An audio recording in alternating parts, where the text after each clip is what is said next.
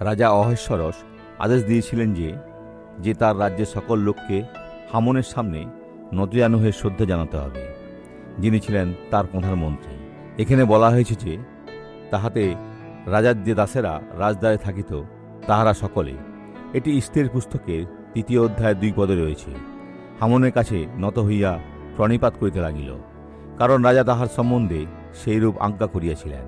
মর্দক্ষয়, যিনি ঈশ্বরের প্রতি বিশ্বস্ত ছিলেন এবং শাস্ত্র জানতেন, কিন্তু মর্দক্ষয় নত হইতেন না, প্রণিপাত করিতেন না। এতে হামন অত্যন্ত ক্রুদ্ধ হলেন। তবুও মর্দক্ষয় জানতেন যে এটি একটি আধ্যাত্মিক যুদ্ধ এবং তিনি হুমকির সম্মুখীন হবেন, কিন্তু তিনি জয়ী হবেন এবং তিনি হয়েছিলেন। ভাতৃগণ, নিশ্চিন্ত থাকুন যে ঈশ্বর আপনার জন্য এমন এক উদ্দেশ্য রেখেছেন যা অন্য কেউ রাখেনি। তিনি হয়তো তা অন্যদের দেননি, কিন্তু তিনি তা আপনাকে দিয়েছেন এবং এর সাথেই আসে আপথর বিজয়। বিশ্বস্ত রাখুন এবং লড়াইটা লড়বেন।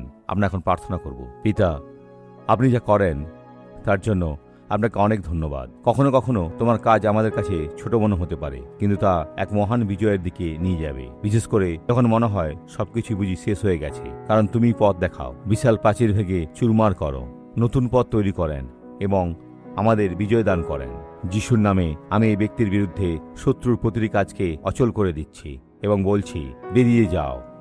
যিশুর নামে এ ব্যক্তির জীবন ছেড়ে চলে যাও। আর আপনি বলেন, আমি বিশ্বাস করি। ঈশ্বর আপনার মঙ্গল করুন।